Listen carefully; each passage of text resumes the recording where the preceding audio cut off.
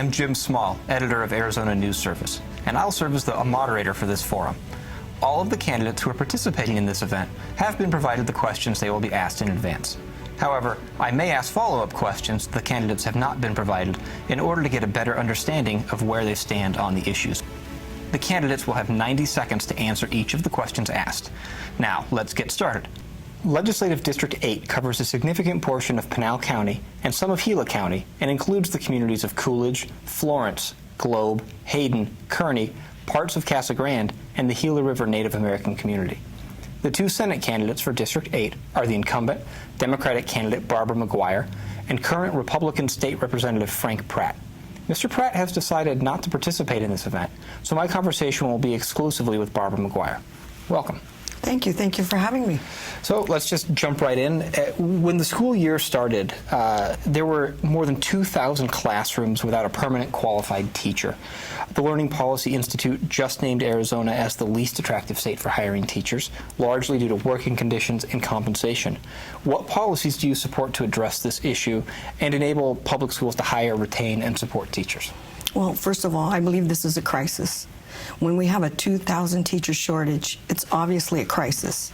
Our budget should be prioritizing education. That should be the #1 priority in our state's budget. It's not.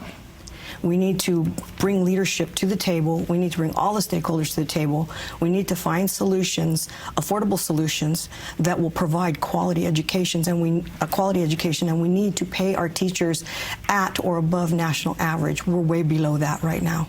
I know Republicans have said that more than half the state's budget goes towards education, but you're saying education is not a priority. What is the priority in your mind? Well, I still think that education needs to be the #1 priority. If half of the budget goes to education, maybe a little more needs to go to education. Quality education and education in and of itself is an economic engine to our state, so everyone benefits. Okay. Governor Ducey has said that Proposition 123 was the first step in addressing some of the shortfalls in the K-12 system.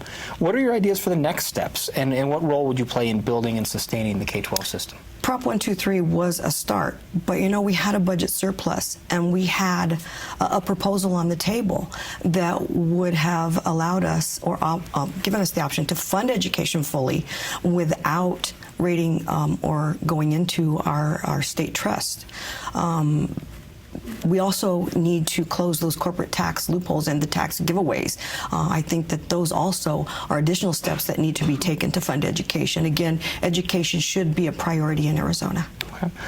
Tell me one thing that you think the state should do to ensure that public schools are held accountable. Well, I think that public schools are held accountable. I think that some of the private schools should also be held to those same accountability standards. I think that there needs to be oversight for those schools as well. It's not apples to apples, and I think that again, they need to be held accountable under the same conditions that public schools are. Those are public tax dollars. You're talking about the credits that go to the tax credits that are used at private schools? Well, yes. Okay. And private schools in and of itself, there's no transparency there. Mm-hmm. Okay. If you support more funding for education, how do you propose paying for it? Well, again, we can eliminate closing those ineffective and outdated corporate tax loopholes, you know, and I can't remember the prop number, but Governor Brewer initiated a 1-cent sales tax. You know, we may look at going back and having to do that again. I know there's been a lot of talk about eliminating income tax, but if you eliminate income tax in the state of Arizona, at what price do you do that? Our education will suffer dearly if we go down that road. I fear that we're headed down that road to the road of privatization. We'll end up being the haves and have-nots. Those who can afford to pay for education, their kids will get an education. What's going to happen to the rest of us? We can't afford that. Yeah, since the mid-'90s, actually, the state has consistently cut taxes, and the tax cuts passed since 2009 will reduce general fund collections by about $900 million each year once they're fully phased in. And as you mentioned, talk about eliminating the income tax, which is about 40% of states' revenues. What's your approach to balancing tax policy and education funding in the state Senate? Well, again, like I said, we cannot totally do away with income tax. I don't want to pay any more taxes than I have to either. I'm sure no one does. But again, at what price do you eliminate that? What's your trade-off?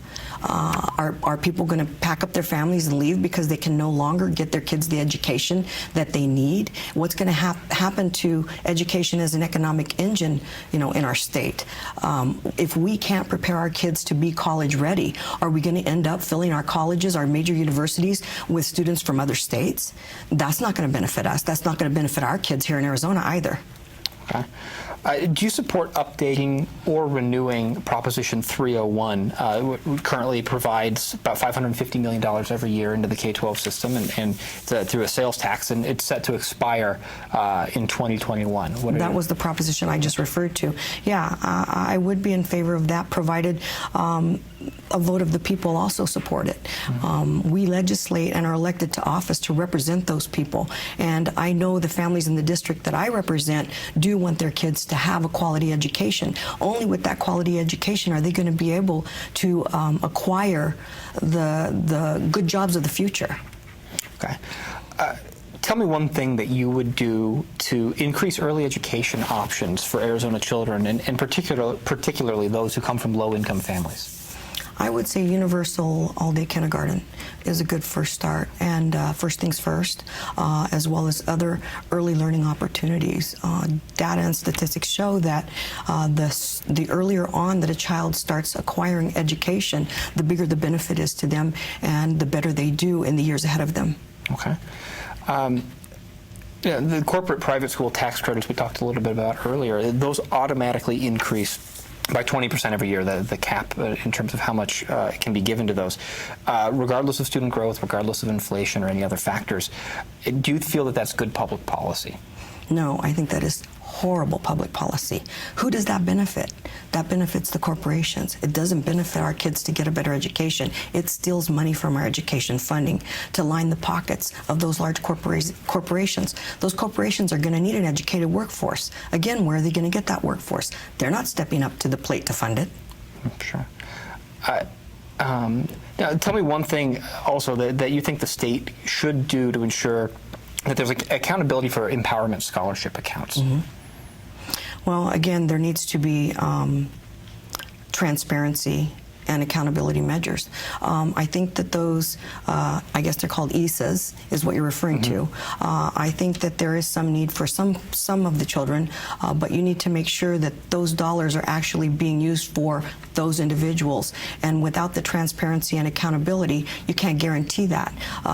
They should not be used for schools that can cherry pick kids that don't have special needs, that aren't military, and use those funding for whatever they want. They need the accountability and transparency to make sure that those dollars are being used wisely and where they should be.